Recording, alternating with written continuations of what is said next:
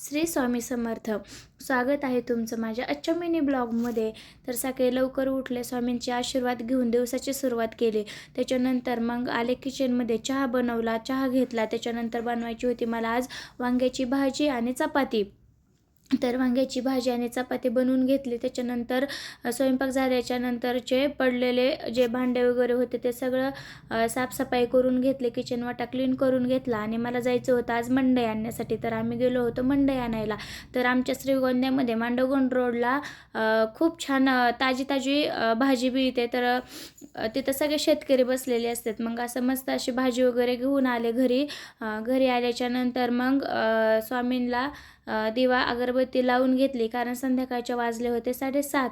त्याच्यानंतर मग भाजी वगैरे निवडायला घेतली. तर तुम्हाला दाखवते मी काय काय आणलं होतं. मी आणले होते पेरू, नंतर आणले होते केळी, नंतर भांडे घासायला घासणी, नंतर मकाचे कणीस, कोथिंबीर, आणि मेथीची भाजी, हिरवी मिरची, टोमॅटो, वांगी आणि बटाटे.